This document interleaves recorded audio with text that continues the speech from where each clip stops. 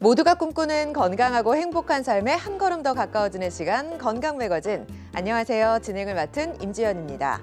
잘못된 건강 상식은 바로잡고 올바른 건강 상식은 제대로 배워보는 시간이죠. 자, 오늘은요. 치아 건강 회복 치료 중에 하나로 가장 보편화된 임플란트 치료법 알아보도록 하겠습니다.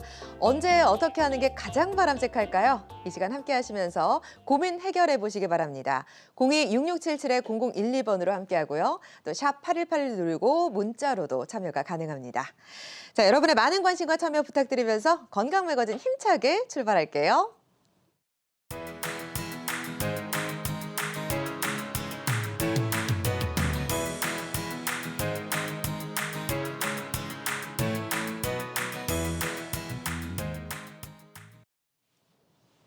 네, 임플란트는 연평균 수술 건수가 50만 건에 이를 정도로 이제는 보편화됐죠. 하지만 치아가 하나도 없거나 잇몸뼈가 약하거나 또 빠른 일상복귀 문제로 치료를 여전히 꺼리는 경우가 많습니다. 환자 상태에 맞춘 맞춤 임플란트 이분과 함께 고민 해결해 보도록 할게요. 임세웅 원장 나오셨습니다. 원장님 안녕하세요. 안녕하세요. 네, 반갑습니다. 자, 어느 날 갑자기 찾아온 치통 때문에 깜짝 놀란 경험 있으시죠? 그런데 이유 없는 치통은 없다고 합니다. 화면으로 먼저 만나보시죠.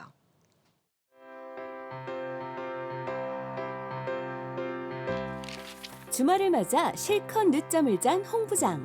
일어나자마자 물을 마시러 냉장고로 향하는데 그런데 한 모금 들이켜자 칼바람을 맞은 것처럼 이가 시리고 통증까지 밀려오는데 한겨울 찬바람보다 시린 치아.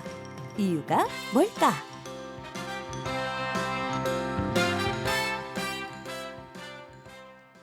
아, 저럴 때 진짜 당황스럽거든요. 저도 종종 좀 치아가 시린 경우가 있는데 찬물을 마셨을 때 치아가 시리다. 이럴 때는 치아가 문제예요? 아니면 잇몸이 문제예요, 원장님? 네. 보통 이제 치아가 이제 시린 경우에는 네. 치아 자체에 문제가 있을 수도 있습니다. 그럼 근데 대부분 충치 때문에 대부분 네. 젊은 나이에 이렇게 시린 경우는 대부분 충치 때문에 시리신 경우가 많고요. 보통 성인에서 이제 찬물에 시리신 경우는 치주 질환에 이완이 돼가지고 잇몸이 내려가면서 뿌리가 드러나고 이럼으로써 치아가 시리는 경우가 생길 수가 있습니다. 네. 네. 네. 화면으로 정리를 해보겠습니다.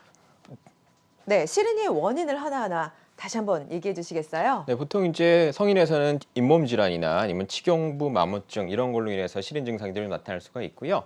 또 젊은 연령에서는 충치, 이갈이 등에 의해서 시린 증상이 나타날 수도 있습니다. 네. 자, 이 시린이의 원인 중에 하나인 이 잇몸 질환은 사실은 감기보다 흔한 그런 증상이라고 하던데 이 잇몸 질환에 대해서 자세히 알아보도록 할까요? 네, 네. 그 성인의 80% 이상이 치주 질환에 이완이 돼 있습니다. 그래서 보통 우리가 치주 질환을 하면은 우리가 이 치아에 생기는 것들을 충치라고 그러고요. 네. 치아 밑에 이 치주조직이라는 게 있습니다. 치조골이 있고요. 이 치조골이 염증에 의해서 이렇게 파괴가 됩니다. 이렇게 아. 파괴가 되면 3분의 2 이상이 파괴가 되면 우리가 치아가 흔들리게 됩니다. 그죠. 결국 흔들리게 되고 결국은 치아를 발치를 하게 되는 이런 순간까지 진행이 될 수가 있습니다. 네, 그렇군요. 자, 이렇게 잇몸 질환이 심해지면 아무래도 잇몸뼈가 녹아내리면서 치아가 흔들릴 수도 있는데요. 자, 이렇게 됐을 경우 임플란트를 하기가 힘든 걸까요, 원장님? 네, 환자분들이 많은 말씀을 하십니다. 나는 잇몸이 안 좋아서 네. 임플란트 할 수 있을까? 대부분 이제 잇몸이 안 좋은 게 아니라 우리는 이제 임플란트는 잇몸 속에 있는 이런 치조골에 임플란트를 식립하게 되는데요. 보통 이제 그러면 뼈가 안 좋다는 거는 뼈가 너무 얇거나 네. 아니면 뼈의 길이가 너무 짧거나 이래서 우리가 식립이 어려운 경우들이 있지만 네. 얼마든지 우리가 치조골을 다시 회복하는 치조골 이식 수리라는 게 있습니다. 오. 이것을 이용을 해서 우리가 부족한 치조골을 보강을 해서 임플란트를 할 수 있게 됩니다. 치조골이라는 게 잇몸뼈군요. 그러니까 잇몸뼈가 부족해도 뼈 이식을 하게 되면 임플란트를 할 수 있다 이런 말씀이신데요. 자, 비교적 예후가 좋았던 사례를 통해서 제대로 알아보도록 하겠습니다. 네. 네, 실제 어떤 사례인가요? 환자분들의 사례인데요. 50대 남성 환자분이셨습니다. 네. 양쪽에 어금니에 뼈가 많이 부족합니다. 그래서 실제 아래쪽에 임플란트를 이제 과거에 하셨는데 네. 위턱뼈는 뼈가 좋지 않아서 임플란트를 못 하신다는 얘기를 듣고 약간 좌절하고 거의 정상적인 식사를 못 하시죠. 치아가 다 없으니까 그러셨겠네요. 식사하실 수가 없죠. 예. 그러다가 저희 병원에 이제 방문을 하셔가지고 네. 제가 이제 설명을 드렸고 이 부족한 이 뼈는 얼마든지 이식을 해서 임플란트 할 수 있습니다라고 설명을 드렸고 그렇게 해서 한 6개월 정도의 시간이 걸쳐서 모든 부위에 어금니 쪽에 임플란트를 심어 드림으로써 저작을 다시 회복을 시켜드렸던 증례입니다. 자, 비교적 예후가 좋은 치료 사례를 봤고요. 또 다른 사례를 준비했습니다. 잇몸뼈 이식 사례라고 볼 수 있죠, 원장님? 네. 네. 40대 여성 환자분입니다. 처음 오셨을 때 제 앞에서 눈물을 흘리셨어요. 너무나 상실감에 젊은 여성분인데 당뇨가 좀 있으셨습니다. 그러면서 그래서. 많은 치주 질환이 좀 더 젊은 나이에 오셨고 너무 모든 치아가 흔들립니다. 네. 식사 못 하시죠. 그렇죠. 그런데 병원을 방문했더니 당신은 임플란트를 못 하십니다. 뼈가 없어서. 그래서 모든 치아를 다 뽑고 위아래 완전 틀니를 해야 된다. 40대에 받아들이기가 40대인데. 쉽지 않죠. 그럼요. 어렵습니다. 그래서 정말 좌절하면서 이분도 지내셨다가 저희 병원에 방문을 하셨습니다. 제가 희망을 드렸고 네. 얼마든지 할 수 있고 물론 발치아를 다 발치를 해야 되긴 하지만 예. 치조골 이식을 통해서 임플란트를 했고 좀 치조골이 안 좋은 분들은 시간이 오래 걸릴 수 있습니다. 1년 정도에 걸쳐서 정상적인 기능과 신미를 회복을 시켜드렸고 지금은 너무 행복하게 잘 이용하고 계십니다. 아무래도 당뇨를 앓고 계셨으면 잇몸뼈 상태가 상당히 안 좋았을 것 같아요. 많은 영향이 있습니다. 예, 네. 어떤 상태였나요, 잇몸뼈가?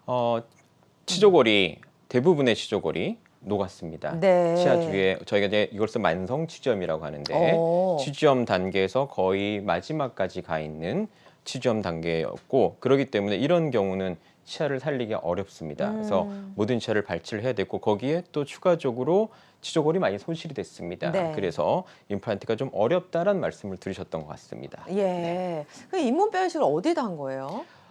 전체적으로 다 했습니다. 전체적으로요? 특히 와. 위턱에는 기본적으로 짧아요. 뼈가 네. 많이 흡수가 되면 길이가 뭐 2mm, 3mm밖에 안 나옵니다. 그리고 아래턱 같은 경우는 폭이 좁아들어요. 얇아집니다. 그렇기 때문에 우리가 임플란트가 좀 어렵다라고 진단하는 경우도 있는 것 같습니다. 하지만 아까도 말씀드렸지만 얼마든지 폭이 좁으면 넓게 짧으면 길게 해서 임플란트 할 수 있습니다. 알겠습니다.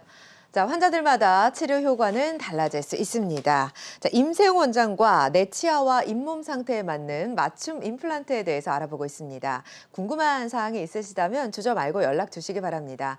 02-6677-0012번으로 함께하고 있습니다. 전화 주시면 원장님께서 친절하게 상담해 드릴 거고요. 또 샵 8181 누르고 문자로 궁금증 적어서 보내주시면 저희가 답변해 드리도록 하겠습니다.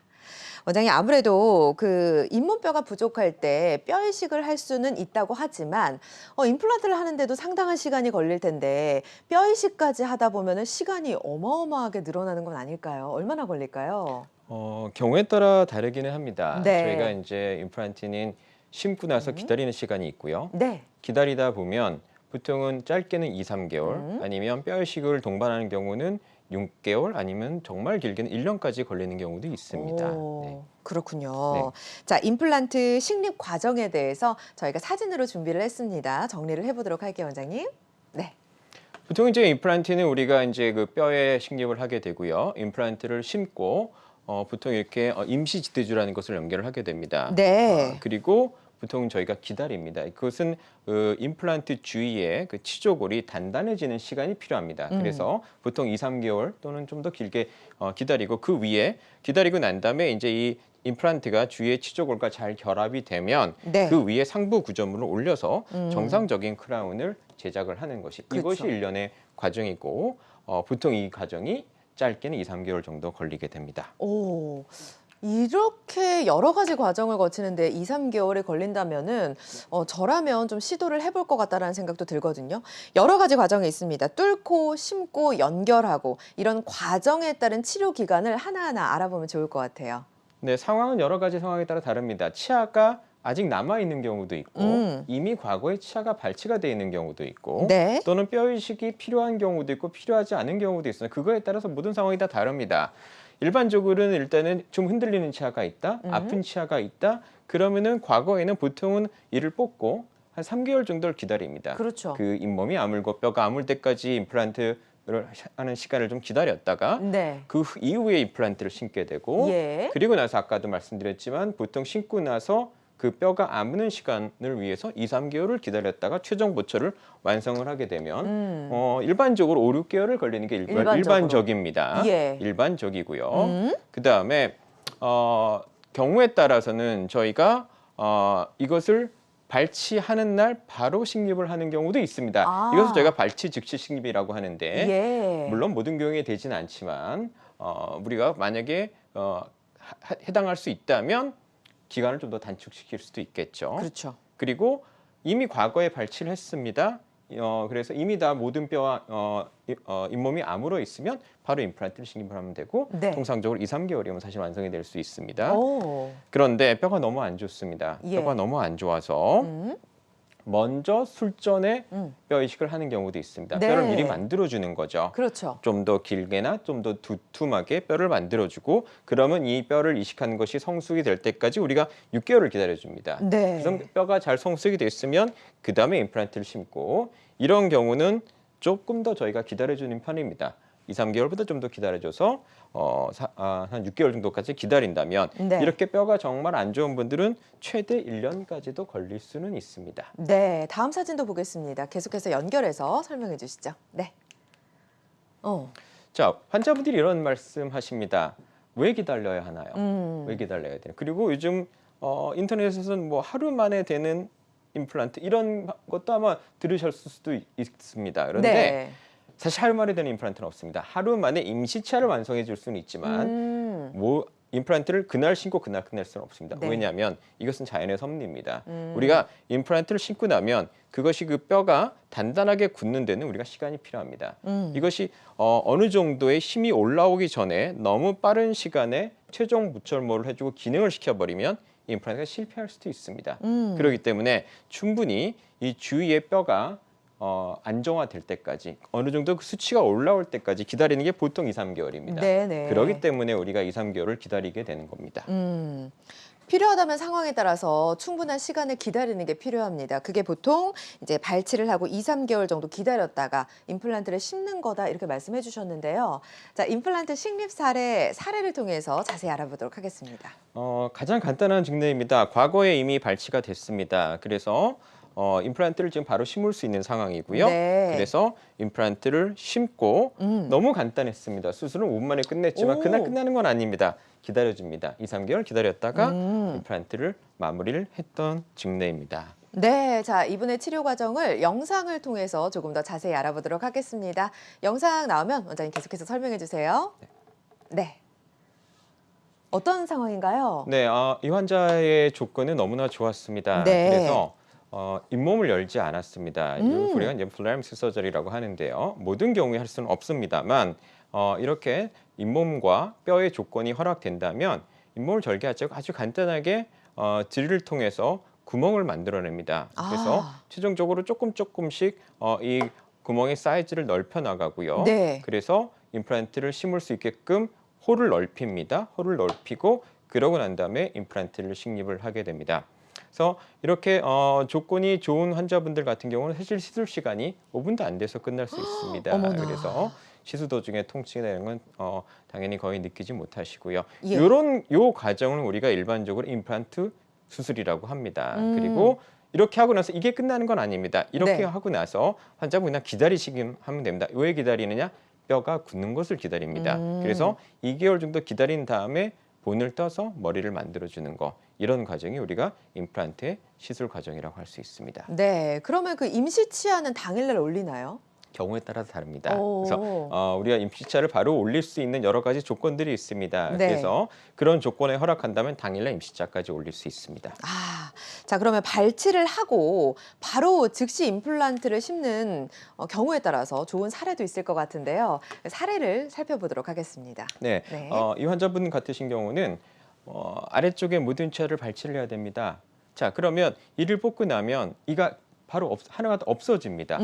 그러면 사회생활 못 하시죠. 그렇죠. 그리고 또 이것을 다 뽑고 그냥 그러면 2, 3개월 동안 기다린다? 임시차를 하기 어렵습니다. 그래서 이런 경우는 최근에는 어떻게 하냐면 뽑는 날 임플란트를 심습니다. 뽑는 날 임플란트를 이렇게 심고요. 네. 그리고 그날 바로 임시차까지 올려줍니다. 아하. 그래서 환자분이 사회생활 하시는데 전혀 문제 없게끔 이렇게 해드리는 방법이 발치 즉시 식립과 당일날 임시치까지 하는 이런 조건이 허락된다면 환자분한테 가장 좋을 수 있고요. 그래서 추후에 3개월 정도 기다린 후에 임플란트가 완성된 상황입니다. 물론 이런 모든 발치 즉시 식립이라는 것은 모든 환자에 할 수는 없습니다만 조건이 허락된다면 기본적으로 염증이 너무 심하지 않고 환자분의 뼈가 어느 정도 좋을 때 할 수 있습니다. 그러면 뽑는 날 바로 심고 이렇게 당일날 임시차까지 올릴 수가 있습니다. 네. 자, 누구나 발치 즉시 임플란트가 가능하지 않다라는 말씀을 계속해서 해주고 계신데요.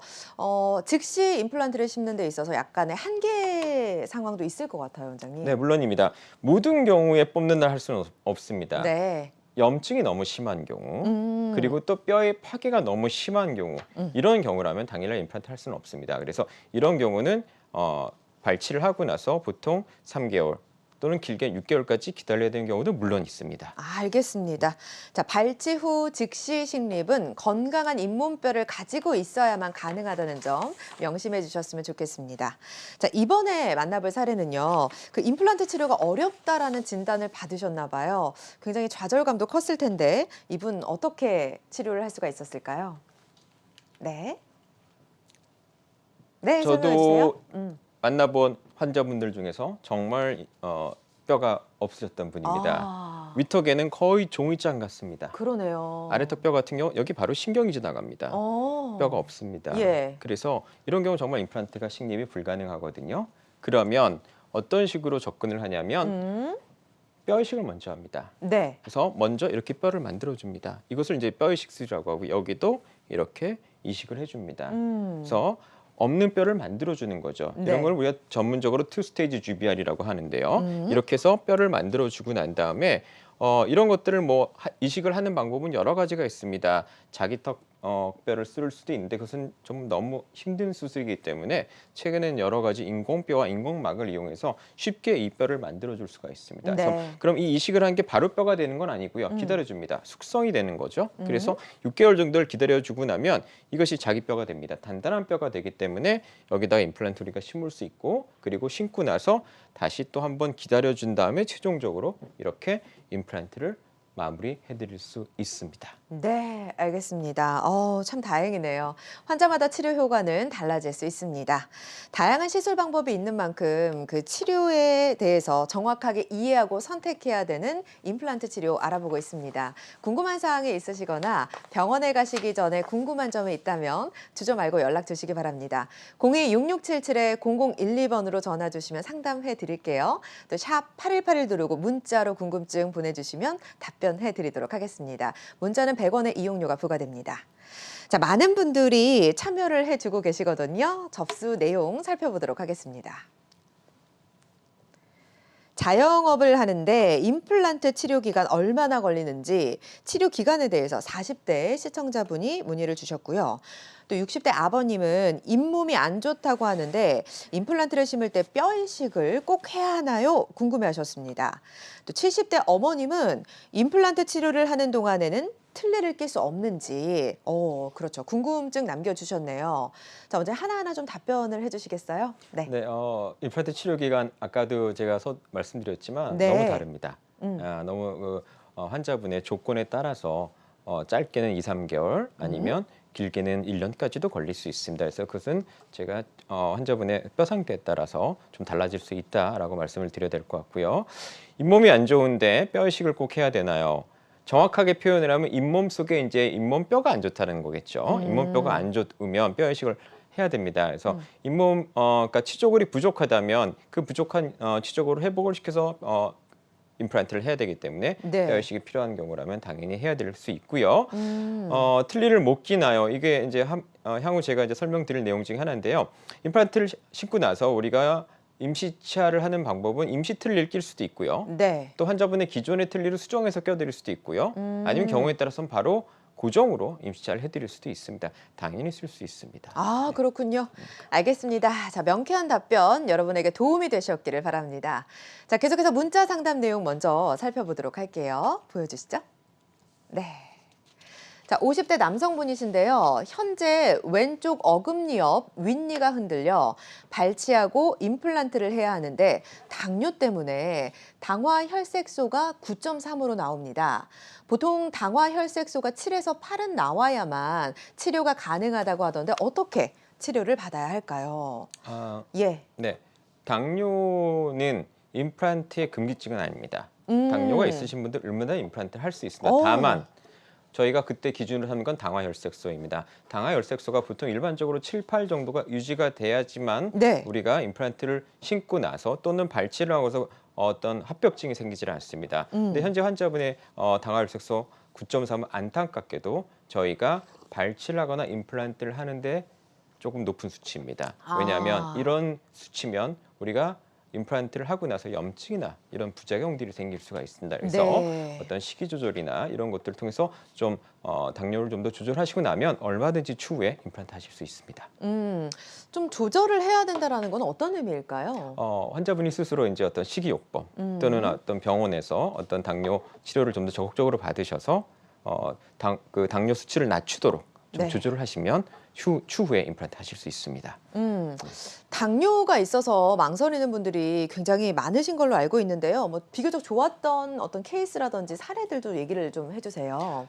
사실 제 환자분들의 거의 한 30~40%는 당뇨 환자분이신 것 오, 같아요. 그래요? 예, 성인분들 중에서 임플란트 하시는 분들은 대부분 치주질환이 있고 네. 또 치주질환이 있으신 분들도 당뇨가 있으세요. 음. 그런데 조절이 되시면 얼마든지 할 수 있습니다. 아. 그래서 저 아까도 말씀드린 그 수치는 기본적으로 당화혈색소 한 7, 8 정도 음. 이렇게만 조절이 되시면 임플란트 성공률 전혀 차이 없습니다. 다만 기간은- 너무 높으면 네. 수치가 너무 높으면 염증이 생길 수 있기 때문에 네. 이런 경우라면 저희도 조금 조심합니다. 네, 알겠습니다. 답변 감사드립니다. 자, 계속해서 문자 상담 내용을 더 살펴보도록 하겠습니다. 네. 자, 70대 남성분이신데요. 저는 치아가 위아래 모두 한 개도 없습니다. 아래는 5년 전에 임플란트 8개를 심고 브릿지를 걸어서 사용 중이고 위쪽은 당시에 비용 부담이 커서 완전 틀니로 사용하고 있습니다.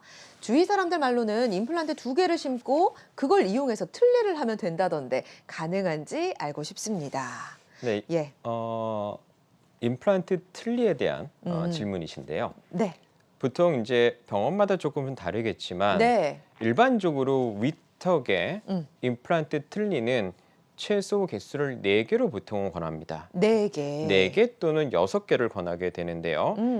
그렇게 하면 틀니에 불편감을 많이 해소해 줍니다. 우리가 네. 위에 완전 틀니를 쓰시면 말씀하실 때 음. 빠질 수 있습니다. 움직입니다. 그리고 네. 저장력이 너무 떨어져요.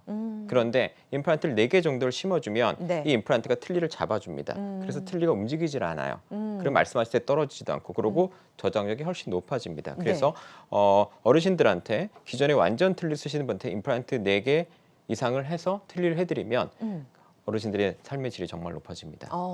그래서 네. 좋은 방법입니다. 예. 그러면 그 임플란트 틀니라는 거는 고정형인가요? 아니면 뺐다 꼈다 하는 건가요? 말 그대로 틀니는 넣었다 뺐다 하는 겁니다. 그렇죠. 그런데 물론 개수를 더 늘리면 고정을 할 수 있습니다. 저희가 윗턱에다가 8개 정도를 8개 이상을 하면 그때는 고정을 할 수 있어요. 그거는 넣었다 뺐다 하지 않은 고정형이고요. 그런데 어르신들이 아무래도 여러 가지 경제적인 경우나 모든 것들을 고려했을 때 개수를 좀 줄여야 되는 경우가 있어요. 네. 이런 경우라면 저희가 보통 4개 정도를 해서 임플란트 틀니를 해드리면 상당히 어르신들의 좋은 치료가 될 수 있습니다. 네, 알겠습니다. 자, 감사합니다. 자, 계속해서 시청자 상담 전화 연결을 해보도록 하겠습니다. 전화가 걸려와 있네요. 받아보겠습니다. 안녕하세요. 네, 안녕하세요. 아, 반갑습니다, 어머님. 네, 네, 연세가 어떻게 되세요?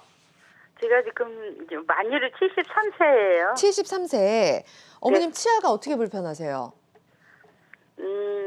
뭐 관리를 못한 거죠. 그래갖고 네. 이제 이가 여러 군데 여기저기 이제 앞니는 네. 빠졌고요. 네. 네, 그냥 또 넘어져서 그 흔들리다가 앞니가 빠졌고요. 아, 그러셨어요. 예. 이제 군데군데는 제가 이제 관리를 안 해가지고 썩어가지고 네. 이제 반토막 난 것도 있고 또 반 조각이 없어진 것도 있고. 네. 그래 이제 하나만 그 뼈가 좀 부실한 것 같고 나머지는 밑에 뼈가 붙어 있어요. 그나마. 네. 네, 그리고 그래서 이제 제가 용인에 사는 사람인데 네. 이제 한국 경제 방송이 치과 나올 때마다 네. 이제 치과 선생님이 아니 이렇게 그냥 어떻게 일을 이렇게 부실하게 관리하셔가지고 처음 봤다고 이러셔갖고 깜짝 놀랐어요. 예, 예. 그래서 선생님도 물론 뭐 잘하시겠지만 저 서울로 가고 싶은데 선생님 뭐 청구하실 분 없어요 이러니까 글쎄 뭐 그러셔야 될 것 같아요. 이제 이러시더라고요 선생님이. 그냥 다 내가 해줄게요 그러시질 않으시고. 네, 원장님, 저희 원장님께 지금 치아 상태가 어떤지 좀 얘기해 주시겠어요? 어머니? 네네. 네. 그래서 지금 치료를 받으셨나요? 아니 이제 치료받은 거는 이제 이 때문에 치료받은 게 아니고 그냥 얼굴이 또 한쪽 반이 입이 안 다물어질 정도로 그 이제 썩은 이 그 밑에가 네네. 염증이 생겨서 밤새도록 아이고 죽겠다 하다가 선생님한테 긁어내고 이제 치료를 다 받았어요. 네, 그래서 지금은 이제 괜찮게 그나마 이제 빠진 이를 갖고 음식을 먹고 있죠. 네, 원장님 답변을 좀 해주실 수 있을까요? 임플란트 치료를 받을 수 있을지 궁금해하시네요. 치아 상태가 굉장히 안 좋으신가 봐요. 네네. 지금 말씀으로 모든 정보가 정확하지는 않지만 네. 일단은 어머니 말씀은 치주 질환은 아니신 것 같아요. 그거보다 이제 이들이 많이 썩어 있고 뿌리 끝에 염증이 있고 그리고 군데군데 이제 치아들이 남아 있고 또 빠진 치아도 있고 뭐 이러신 상태이신 것 같습니다. 네. 그래서 어머니 그 전신적으로 지금 뭐 혈압, 당뇨 이런 건강은 어떠세요? 건강은 한 번도 아파서 병원에 가본 적이 없는 네. 사람입니다. 네네네. 뭐 그러면 네. 얼마든지 문제 되실 거 없을 것 같고요. 네. 그러면 남아있는 치아들이 혹시 많이 흔들리시나요? 흔들리진 않고 이제 남아있는지는 그래도 뭐 그렇게 건강이 좋아서 한 번도 아파보지도 않아서 그런지 네. 단단한 것 같아요, 그나마. 네. 그러면 어머니도 아마도 다행히 치주 질환이 있지 않으신 것 같아요. 대부분의 어르신들이 치아들이 이렇게 잡고 흔들면 흔들려요. 이런 것들이 이제 치주 질환인데 어머니 그러신 것 같지가 않아요. 그냥 단지 이가 썩어서 이제 치아들이 빠진 것 같고요. 아마도 이건 추측건데 치조골도 어머니는 나쁘지 않으실 것 같아요. 네. 그래서 임플란트 하시는데 크게 문제 없으실 것 같고 언제 한번 용기 내셔서 병원 방문하시면 얼마든지 임플란트를 통해서 좋은 저작을 회복시켜 드릴 수 있을 것 같습니다. 네, 알겠습니다. 가까운 전문 병원에 들르셔서 치료를 좀 서둘러서 받으셨으면 좋겠습니다. 관리가 참 중요하다고 하니까 신경 써서 관리도 꼭 해주세요. 네, 전화 주셔서 고맙습니다. 우리 문자 상담 내용에서 있었어요, 원장님. 그 치아가 하나도 없거나 이제 다 뽑아야 되는 그런 경우에 임플란트 치료 기간 내내 어떻게 해야 되는지 치아가 없는 상태로 활동하고 생활하고 너무 힘들잖아요. 네. 어떻게 해야 될까요? 이것 때문에 진짜 임플란트를 주저하시는 분들이 많아요. 네. 왜냐하면 이제 특히 이제 치아들이 좀 남아 있는데 이것마저 뽑으면 그러면 그러니까요. 어떻게 밥을 먹느냐? 왜냐하면 예. 임플란트가 하루에 되는 게 아니거든요. 네. 적어도 이렇게 전체적으로 임플란트를 하셔야 되는 분들이라면 기간이 6개월 이상 걸릴 수 있거든요.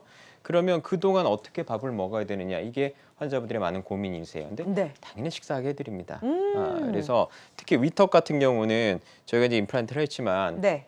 이렇게 뼈가 많이 안 좋고 이식을 많이 한 경우는 바로 임시차를 할 수는 없어요. 그렇기 때문에 이런 경우는 저희가 이제 넣었다 뺐다 하는 임시틀리 해드립니다. 그래서 네. 임시틀리가 물론 완벽하게 편할 수는 없지만 환자분들이 제가 이렇게 표현을 해드립니다. 국에 밥 말아 드실 수 있습니다. 그 이상은 사실 좀 어려울 수도 있습니다. 그래서 6개월 동안은 그래도 식사하실 수 있게 해드리면 유동식 위주로 임시틀리를 써가지고 식사를 하실 수 있고 그리고 6개월이 끝나면 그때부터는 새로운 인생을 사시는 겁니다. 모든 거 다실 수 있게 만들어 드립니다. 그래서 우리가 치료하는 기간 동안 어떤 방법이든 임시차를 씁니다, 저희가. 그래서 임시틀리를 써서 식사를 하실 수 있게 해드리고요. 네. 알겠습니다. 그럼 임시틀리라는 거는 이제 그 사용하는 기간 동안에 뺐다 꼈다 하는 그런 건가요? 맞습니다. 어. 네. 아무래도 조금 많이 불편할 수 있지 않을까라는 생각이 드는데 어때요? 환자분들 어떻게 말씀하시나요? 조금 불편하죠. 편할 수는 없습니다. 네. 그런데 저희가 이제 그 안에다가 임시 틀니 안에다가 부드러운 재료를 깔아드려요. 그래서 쿠션 같은 작용을 하죠. 그래서 최대한 좀 쓰시는 동안 아프지 않게 해드릴 수 있고요.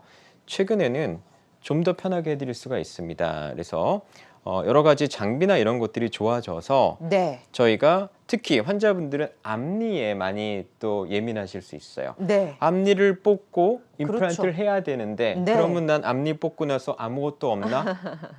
내일 회사 출근 어떻게 하나? 그렇죠. 문제될 수 있죠. 예. 그래서 저희가 그런 앞니 같은 경우는 특히나 임플란트를 신고 당일날 바로 임시차를 해드려요. 아하. 이렇게. 그래서 이것은 저희가 뭐 요즘 이제 여러 가지로 컴퓨터들이 발전을 해서 미리 디지털로 다 치아들을 컴퓨터로 본을 떠서 만들어 놓습니다. 그리고 당일날 이렇게 치아를 껴드리면 바로 수술 직후에 일상생활 복귀하실 수 있습니다. 그럼 앞니 같은 경우에는 고정을 해놓는 그렇죠. 임시 치아라고 볼 수 고정이죠. 있겠죠. 네, 고정입니다. 알겠습니다. 자, 저희가 영상을 준비했으니까 계속해서 알아보도록 하겠습니다. 네, 영상 보면서 설명해 주세요. 네. 네, 상기 환자분의 상황인데요. 이렇게 수술을 하고 나서 저희가 과거랑 좀 다르게 이제 컴퓨터로 본을 뗍니다 하는 이유가 기존 방법으로 하면 시간이 좀 오래 걸립니다. 그래서 이런 디지털을 이용을 하게 되면 좀 더 빨리 시술을 하고 나서 바로 임시치아를 만들어 드릴 수가 있습니다. 그래서 네. 저희의 목표는 특히 앞니라면 수술 당일날 그렇죠. 임시치아를 껴드리는 거. 네. 이것이 이제 최근에는 수술의 목표가 됩니다. 네. 자, 임시치아의 제작 과정 영상까지 살펴봤습니다. 영상까지 보고 나니까 조금 이해가 더 쉬웠는데요. 비교적 예후가 좋았던 치료 사례를 하나 더 소개를 해주시죠. 특히 이렇게 많은 치아가 거의 다 발치를 해야 되는 네. 이런 사례라면 일단 정말 이제 식사에 문제가 생깁니다. 네. 그래서 아까 전에는 제가 임시 틀니를 소개를 해드렸는데 네.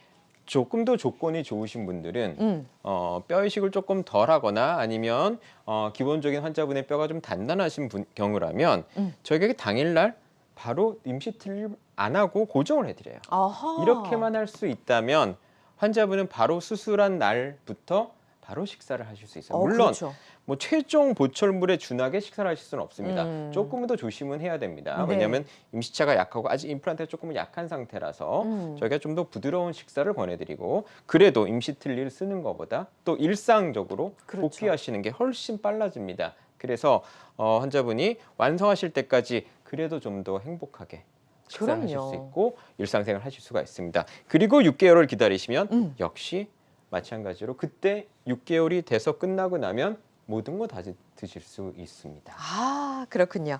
자, 환자마다 치료 효과는 달라질 수 있습니다. 임세용 원장과 임플란트를 심기 어려운 고난도 케이스에서도 시도해 볼 수 있는 임플란트 치료 사례, 임플란트 치료법 알아보고 있습니다. 궁금한 사항이 있으시다면 주저 말고 연락 주세요. 02-6677-0012번으로 함께하도록 하겠습니다. 샵 8181로 문자 접수도 가능하니까 여러분 참고해 주세요. 임플란트를 심으면 영원히 끝이라고 생각하면 안 된다라고 하더라고요. 임플란트에도 수명이 있다라고 하는데 원장님 수명이 얼마나 돼요? 사실 이걸 네. 딱 몇 년이라고 얘기할 수는 없습니다. 아. 몇 년이라고 얘기할 수는 없고 그렇다고 해서 영구적이다라고 얘기할 수도 없어요. 오. 그래서 이것도 물론 상황이 다릅니다. 네. 구체적으로 나눠서 보면은요. 네. 우리가 이제 임플란트는 이 뼈 속에 박혀 있는 이 뿌리와 그리고 이 머리에 나와 있는 이걸 저희가 이제 크라운이라고 하는 이 두 가지 수명 사실 다를 수 있습니다. 왜냐하면 이 크라운이라는 것은 지속적으로 기능을 하는 부위입니다. 그래서 계속 식사를 하고 이러다 보면 이 부위는 나중에 수리를 해드릴 수도 있어요. 한번 깨지거나 이런 예. 문제가 생길 수도 있습니다. 네. 그래서 당연히 이것도 하지만 깨지지 않고 정말 10년 이상 아무 문제 없이 쓰시는 분들도 있어요. 그렇기 때문에 하지만 또 어떤 분들은 너무 또 강한 걸 잘못 드시다 보면 1년 만에 이 부위가 수리할 것들이 생겨서 오시기도 합니다. 네. 그렇기 때문에 이런 부위의 수명은 조금 다를 수 있고요. 어떻게 보면 중요한 것은 여기입니다. 이 뿌리 속의 임플란트입니다. 네. 이것이 1, 2년 안 돼서 빠지는 환자분들도 있어요. 이것이 전형성 임플란트 실패인데 네. 뭐 임플란트 주염이라고도 하고요. 잘못 식립이 되거나 이러면 임플란트 1년 만에 실패할 수도 있어요. 하지만 그렇죠. 잘 식립된 임플란트는 정말 다른 어떤 치아보다 오래 쓸 수 있고 10년 그 이상 더 쓸 수 있습니다. 얼마든지 20년, 30년 쓰실 수 있습니다. 그러면 이제 크라운만 교체를 하는 경우도 있다라는 거죠. 네. 그래서 이 부위는 얼마든지 네. 교체할 수 있게 대부분은 제작을 합니다. 알겠습니다. 자, 임플란트 부작용 때문에 약간 망설이는 분들도 있고 주변에서 임플란트를 했는데 아유 그거 못 쓰겠더라 이런 얘기를 하시는 분들도 있거든요. 이 부작용에 대한 얘기를 좀 한번 해볼까요, 원장님? 네. 네. 그림으로 정리를 해서 설명을 드리겠습니다. 우리가 이제 그 임플란트 부작용이라고 하면은 네. 제일 많이 이제 겪게 되는 것이 사실 보철물의 문제입니다. 환자분들이 이제 그 보철물. 머리, 아까 제가 표현했던 그 머리 부위가 문제가 생기는 경우들이 있어요. 뭐 깨졌다거나 아니면 실제 환자분들이 쓰시다가 뭐 음식물이 좀 낀다든지 뭔가 좀 불편감을 호소하시는 경우 그런 문제들이 있을 수도 있고요. 그 다음에 주위에 염증이 생길 수가 있어요. 네. 임플란트는 썩지 않아요. 충치 안 생깁니다.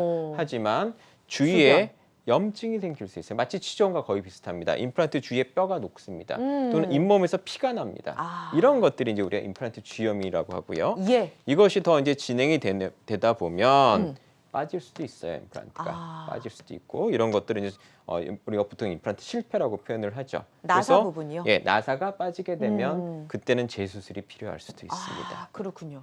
아니 근데 어떤 경우에도 마찬가지잖아요. 처음보다 재수술은 환자 입장에서도 좀 꼼꼼하게 체크를 해야 되고 선생님들 입장에서도 상당히 까다롭지 않을까라는 생각이 드는데 임플란트는 어때요? 어렵죠. 어렵죠. 쉽지 그죠? 않습니다. 예. 그러니까 과거에 임플란트를 심었는데 계속 염증이 생기고 불편하셨습니다. 보니까 이렇게 임플란트 주위에 뼈가 다 녹았어요. 네. 흔들립니다. 그럼 이건 결국 제거할 수밖에 없어요. 그러면 환자분들이 그런 걱정, 임플란트 실패하면 끝이냐? 그렇지는 않습니다. 다시 할 수 있어요. 다시 네. 할 수 있는데 어려운 게 뭐냐면 이렇게 뼈가 녹아 있기 때문에 이 녹아 있는 뼈를 다시 회복을 시켜주는 거. 그래야지만 다시 심었을 때 문제가 안 생기거든요. 네네. 그래서 이 뼈를 잘 재생을 시켜서 이렇게 뼈 이식을 다시 한 다음에 임플란트를 다시 하면 그때는 또 오래 쓸 수 있습니다. 그래서 환자분들한테 말씀을 드리고 싶은 것은 임플란트 관리 안 되고 문제되면 임플란트 빠질 수 있어요. 실패될 수 있습니다. 하지만 얼마든지 다시 할 수 있다라는 거 말씀드리고 싶습니다. 다시 하게 되면은 진짜 공들여서 한 임플란트잖아요. 몸도 마음도 두 배로 고생을 할 수밖에 없을 것 같습니다. 기간도 좀 궁금한 게 그러면 원래 있던 거를 다 제거를 하고 다시 또 뼈 이식을 하고 기간이 또 많이 걸릴 것 같아요. 이런 경우는 대부분 짧게는 6개월, 길게는 1년까지 걸릴 수도 있습니다. 정말 재수술은 참 힘들 것 같다라는 생각이 드는데요. 자, 이분도 재수술 사례입니다. 어떤 이유로 재수술을 했을까요? 마찬가지입니다. 환자분이 임플란트를 하고 나서 많이 염증으로 네. 붓고 피가 나고 그리고 또 이렇게 잇몸이 자꾸 내려간다고 얘기하셨습니다. 네. 그래서 이런 경우 보면 여기서 고름이 나오고 있습니다. 보니까 뼈가 다 녹았고요. 역시 제거할 수밖에 없습니다. 네. 제거를 하고 그 염증으로 인해서 주의치아까지 같이 나빠졌어요. 그래서 주의치아까지 발치를 할 수밖에 없는 상황이었고 발치를 하고 뼈를 다시 만들어서 임플란트를 완성을 2분 한 6개월 정도 후에 전체적으로 다시 잘 뼈를 재생하고 잇몸도 재생을 시켜서 잘 마무리했던 증례입니다. 네. 환자마다 치료 효과는 달라질 수 있습니다. 자, 원장님 반대 케이스도 있잖아요. 재수술하지 않고 온전하게 잘 사용하시는 분들도 있을 것 같은데 이런 사례도 좀 소개를 해주세요. 네, 이 환자분은 제가 10년 전 넘었습니다. 12년 전쯤에 제가 만나 뵀던 환자분이신데 네. 정말 그 심한 치주염으로 고생을 하셨어요. 이런 게 전형적인 치주염입니다. 이렇게 잇몸이 다 내려가고 잇몸 주위에 염증이 있고 그리고 심하게 이렇게 뼈들이 파괴되는 게 아마 보이실 겁니다. 이런 것들이 이제 전형적인 치주염이고 그래서 많은 치아들이 흔들립니다. 네. 그래서 안타깝게도 이제 살릴 치아는 좀 없었어요. 그래서 저희가 이제 발치를 다 하고 뼈를 다 모든 부위를 다 뼈를 재생을 시켰습니다. 12년 전인데 그 이후에 이제 스토리가 어떻게 되냐면 네네. 일반적으로 1년에 한 번씩 체크를 합니다. 예. 일반적으로 1년에 한 번씩. 그래서 오시면 일반적으로 별건 할 건 없고 그냥 간단하게 잇몸 체크, 흔히 말하는 우리가 스케일링 이런 걸 정도를 해드립니다. 그렇게 해서 지금 12년이 지나셨는데 거의 차이는 와. 없어요. 예. 이런 데가 살짝 잇몸이 조금 내려간 정도 그런 거 외에는 뼈 상태도 그대로 유지가 됩니다. 이렇게 그래서 중요한 것은 임플란트를 할 때 이렇게 주위의 뼈를 완벽하게 재생을 시켜주고 또 이렇게 주위의 잇몸을 완벽하게 재생을 시켜줄 수 있다면 이런 임플란트는 오래 갑니다. 그래서 저는 아마 10년 뒤에 또 이 환자분을 뵈도 아마 그대로일 거라고 우와. 저는 생각을 합니다. 굉장히 관리를 잘한 케이스네요. 일단은 주기적으로 치과를 방문하는 것도 참 중요할 것 같고요. 부작용 없이 오래 잘 사용을 하려면 처음부터 원장님 제대로 심는 게 사실은 가장 중요하겠죠. 아무래도 시술이 사실은 제일 중요할 것 같습니다. 네, 자 임플란트를 오래 잘 사용하려면 어떻게 해야 되는지 좀 자세히 알아보도록 할게요. 네, 화면으로 보겠습니다. 뭐 여러 가지 원인이 있을 수 있지만 네. 사실은 일단은 환자분의 물 협조도 이런 것도 있지만 가장 기본적인 것은 병원에서 수술을 잘 해드려야 됩니다. 그렇죠. 그래서 이 수술을 할 때 중요한 것은 임플란트 주위에 뼈를 잘 만들어야 되고 네. 그리고 만약에 뼈가 소실돼 있다, 이 뼈를 완벽하게 재생을 시켜드려야 돼요. 그리고 또 잇몸 주위, 임플란트 주위에 건강 잇몸을 만들어 이것이 사실 상당히 중요하거든요. 네네. 그래서 임플란트 주위에 건강 잇몸이 있지 않으면 이 염증이 잘 생깁니다. 염증이 잘 생기기 때문에 이런 것들을 잘 형성을 해줘야 되고요. 그 다음에 머리 부분, 이것을 이제 보철이라고 하는데 이 보철을 정밀하게 저희가 이제 전문 용어 교합이라고 합니다. 이 교합을 잘 맞춰줘야지만 이런 임플란트들이 또 오래 쓸 수가 있습니다. 네. 그 다음에 또 중요한 것은 이렇게 해서 아무리 병원에서 잘 해드려도 네.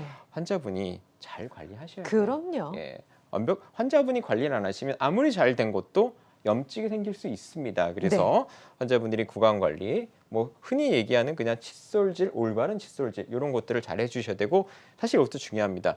환자분들이 이렇게 얘기해서 불편한데 왜 와야 돼? 그렇지 않습니다. 1년에 한 번씩 꼭 와주시는 거. 예. 그래야지만 혹시라도 어떤 초기의 문제를 일찍 잡아낼 수 있기 때문에 정기적인 치과 내원 이런 것들을 잘 지켜주신다면 한 번 심었던 그 입안에 있는 귀중한 임플란트들이 오래 쓰실 수 있을 것입니다. 네, 알겠습니다. 자, 임세용 원장과 고난도 케이스에도 적용해 볼 수 있는 임플란트 치료법 알아보고 있습니다. 궁금한 사항이 있다면 02-6677-0012번으로 전화 주세요. 샵 8181로 문자 접수도 가능합니다.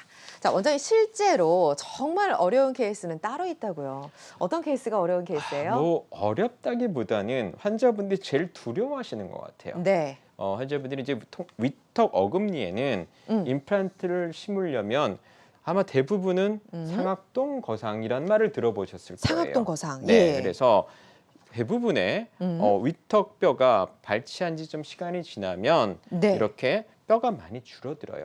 여기 그리고 위에 빈 공간이 있습니다. 이 상악동이라고 하는 빈 공간이 있는데 네. 이것이 내려오면서 이 뼈가 줄어들어요. 네. 짧아집니다. 그래서 대부분에서 이런 경우에 임플란트 할 때는 여기를 뼈를 들어 올리는 이것을 우리가 상악동 이식이라고 합니다. 이것이 필요합니다. 그런데 환자분들이 많이 말씀하시는 게 주위에서 이거 했다가 뭐 죽을 뻔했어. 환자들 내 친구 너무 고생했어. 네네. 그래서 나는 이거 정말 하기 싫어.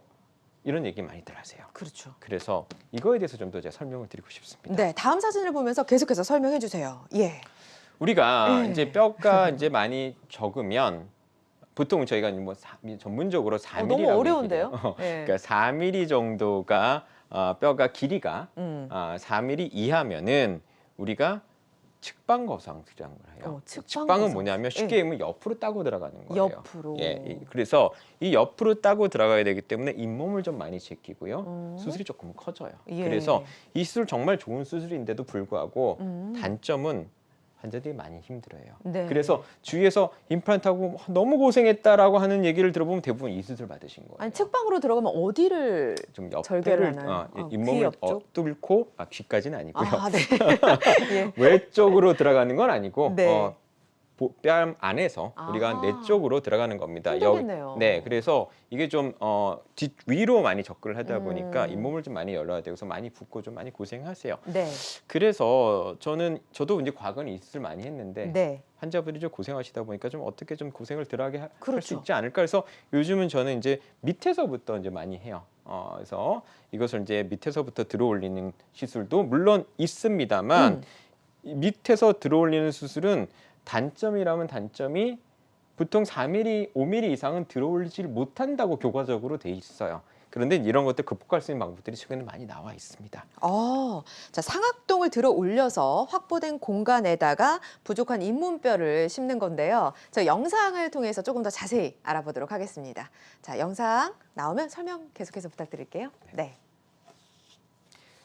네, 이 밑에서부터 들어 올리는 오. 수술법입니다. 예. 그래서 이게 옆으로 가는 들어 올리는 것과 밑에서부터 들어오는 것은 접근 방법이 다르고요. 환자분들 입장에서 거의 잇몸을 많이 열지 않기 때문에 아. 이런 시술은 하고 나서 붓기나 이런 게 거의 오지 않아요. 그래서 똑같이 목적은 동일합니다. 상악동의 부족한 뼈를 막을 들어 올려서 그 공간 안에 뼈를 주입을 하는 건데 제가 네. 하는 방법은 이렇게 지금 나온 이런 젤본을 집어넣어서 네. 막을 들어 올립니다. 그래서 이 막을 찢어뜨리지 않고 그 막 공간에 뼈를 집어넣는 것, 이것이 가장 중요한 포인트인데요. 아. 이렇게 함으로써 옆으로 들어가지도 않아도 충분히 우리가 뼈를 들어 올려서 임플란트를 좀 더 환자분들 편안하게 식립을 할 수 있다라는 겁니다. 네. 자, 상악동 뼈 이식술에 대해서 조금은 쉽게 아래로 접근하는 방법에 대해서 설명을 해주셨는데요. 비교적 예후가 좋은 치료 사례도 준비해 오셨잖아요. 네. 네. 10년 전쯤에 제가 만나 뵀던 환자분입니다. 20대 여성 환자분이었어요. 네. 다른 데는 다 좋았는데 이 부위를 이제 뽑고 한참 지나서 뼈가 1mm밖에 안 남았어요. 뼈가 1mm밖에 안 남아서 사실 이러면 일반적으로는 이제 우리가 아까 제가 설명했던 측방거상술을 해야 됩니다. 아, 그래요? 그래서 옆으로 따고 들어가서 이식을 하고 예. 그래서 환자분이 많은 병원을 이제 거쳐서 그 수술에 대한 두려움 때문에 못 하셨어요. 그렇죠. 그래서 더 이제 시간이 지나면서 더 뼈도 많이 줄어들었고 그래서 저희 병원에 내원을 하셔가지고 제가 이분을 제가 하는 방법으로 밑에서부터 뼈를 들어 올렸습니다. 네. 그리고 중요한 것은 잇몸을 열지도 않았어요. 절개도 하지 않고 밑에서 주사기로 뼈를 들어 올려가지고 그냥 제가 속칭의 주사기요법이라고 제가 환자한테 많이 표현을 합니다. 주사기로 뼈를 들어 올려서 이 1mm지만 여기다가 10mm 정도 뼈를 들어 올렸고 네. 그래서 10mm로 임플란트를 심었습니다. 수술 시간 10분 정도밖에 안 걸렸고요. 어머나. 그래서 수술하고 나서 그 환자분이 정말 너무나 걱정했던 그런 일이 일어나지 않았습니다. 네. 그래서 6개월 정도 걸려서 뼈가 완벽하게 재생이 됐고 잘 마무리해서 지금까지도 잘 쓰고 계십니다. 네. 자, 이분의 치료 영상이 준비되어 있는 걸로 알고 있는데요. 치료 영상을 통해서 계속해서 자세히 알아보겠습니다. 네. 네, 좀 전에 소개했던 환자분인데요. 네. 뼈가 1mm 정도밖에 없어요. 1mm 정도밖에 없는데 이것을 이제 측방으로 하지 않고 밑에서부터 제가 접근을 했어요. 오. 그래서 밑에서 접근을 해서 잇몸을 열지 않았고요. 그러고 나서 제가 이제 말씀드린 주사기 요법이에요. 이렇게 해서 어머, 네. 주사기로 막을 찢어뜨리지 않고 올리는 거예요. 그래서 막을 올려놓고 그 사이의 공간에 실질적인 인공뼈 이식을 한 번 더 해줘요. 그래서 이미 막은 10mm 정도 올라갔어요. 네. 그래서 뼈를 20mm 정도를 만들어 놓고 그러고 나서 임플란트를 당일날 심리까지 했습니다. 물론 이건 경우에 따라서 그날 같이 못 심을 수도 있어요. 네. 이식까지만 할 수도 있는데 이분은 이제 심는 것까지 마무리를 했고 이렇게 해서 수술은 환자분이 걱정했던 거와는 다르게 일회법으로 이렇게 간단하게 끝내드렸고 그렇게 해서 6개월 정도 뒤에 마무리했고 이렇게 하면 환자분들이 이제 그 두려워하셨던 그런 상악동 이식이 그렇게 어렵지만은 않다. 말씀드리고 싶습니다. 네, 알겠습니다. 자, 임세용 원장과 함께 다양한 임플란트 치료법 알아보고 있는데요. 지금 시청자 한 분과 전화 연결이 되어 있습니다. 전화 받아보도록 할게요. 안녕하세요. 네, 안녕하세요. 네, 안녕하세요. 네, 아버님 TV 소리를 조금만 줄여주시겠어요? 네, 네. 네. 예, 전화 연결됐습니다. 연세가 어떻게 되세요? 네, 66세입니다. 네, 지금 상태가 어떠세요? 3일 전에 우회를 임플란트를 해서 뺐습니다. 네. 근데 그 옆에 이가 아파서 또 신경치료를 한다 하길래 네. 그러지 말고 아사리 뺐어요 또. 그렇게 2개를 뺐는데 네. 그 이가 3일 뒤에 또 옆에 이가 2개씩 또 아파요. 그래서 병원에 갔더니만은 좀 며칠 있어 보자고 그러면 신경치료를 합시다. 근데 왜 임플란트 하고 난 다음에 옆에 이가 왜 아픈지 그래서 잠도 못 자고 약 먹고 있는데도 그 임플란트 하면 그 옆에 이가 왜 아픈지 그래서 알겠습니다. 그 뺐는데 예. 또 뺐어요. 근데 그 또 뺀 옆에 이가 또 아파서 지금 아이고야. 밤에 잠 못 자고 이렇게 있는데 아주 고생이 심한데 원인이 잘 알겠습니다. 모르겠다라고 병원에서도 왜 그런지 잘 모르고 그러는데 참 궁금합니다. 네, 지금 고생 굉장히 많이 하고 계세요. 네, 원장님. 잠도 못 자고 있고 네. 뭐 음식도 계속 죽을 먹어야 되고. 네, 원장님 답변해 주실 거예요. 예. 네, 고맙습니다. 네.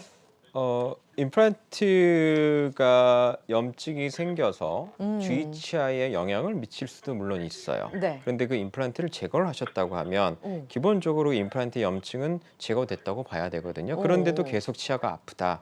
이것은 어떻게 보면 우연의 일치일 수도 있습니다. 그러니까 그 치아가 계속 문제 있었던 치아가 그 임플란트 제거하는 시기랑 같이 맞물려서 그 부위에 염증이 또 생겼고 그래서 또 그 치아를 신경치료를 하게 됐고 네. 이런 경우가 있을 수도 있고요. 네. 아니면 음. 극히 드문 예지만 지금 계속 주위 치아들이 아프다면 어떤 그 주위의 신경보다 좀 더 위에서부터 내려오는 큰 신경에 어떤 문제가 생기는 경우들도 있어요. 극히 드물지만. 그렇겠네요. 예, 예. 그래서 이거는 원인 모를 통증이라고 저희가 표현을 하고 이런 경우는 음. 참 치료가 어려울 수도 있습니다만 그렇죠. 제가 볼 때는 여러 가지 원인을 좀 어떤 좀 더 정밀한 검사를 통해서 원인이 뭔지를 일단 정확하게 파악을 하는 거. 무조건 아프시다고 해서 말씀하신 신경치료를 계속하는 건 아닐 수도 있거든요. 그쵸. 그래서 좀 더 정확한 검사가 필요할 것 같습니다. 네, 일단은 원인 파악이 우선일 것 같습니다. 정밀 검사를 좀 시도해 보셨으면 좋겠네요. 전화 주셔서 고맙습니다. 자, 원장님 임플란트 치료를 고려 중이거나 앞둔 환자분들에게 마지막으로 좀 알아야 될 주의사항 전해주시죠. 네, 그 임플란트가 환자분들이 많이 이제 걱정들을 하십니다. 너무 아프지 않을까? 그리고 또 임플란트를 하고 나서 어떻게 사회생활을 할까? 이런 여러 가지 그렇죠. 걱정들 아마 제가 오늘 설명드린 것서 많이 좀 해결이 되지 않으셨을까 싶습니다. 임플란트 좋은 치료고요. 환자분들이 또 특히 치주 질환이 있으신 분들은 좀 더 적극적인 치료를 하시고 그리고 그래도 안 되는 경우는 임플란트 너무 걱정하지 마시고 임플란트 심어서 어떤 즐거운 식사 생활 하셨으면 좋겠습니다. 알겠습니다. 자, 모든 치료법에는 부작용이 따를 수 있으며 개인마다 치료 효과는 달라질 수 있습니다. 전문의와의 상담을 통해서 적절한 치료법을 찾는 게 가장 중요하겠죠. 자, 지금까지 임세영 원장과 함께했습니다. 원장님 고맙습니다. 감사합니다. 1시간 동안 숨가쁘게 달려온 건강 매거진 이제 마무리할 시간입니다. 실시간 시청자 상담은 생방송 중에만 가능하다는 점 유념해 주시기 바랍니다. 여러분의 많은 관심과 참여 고맙습니다.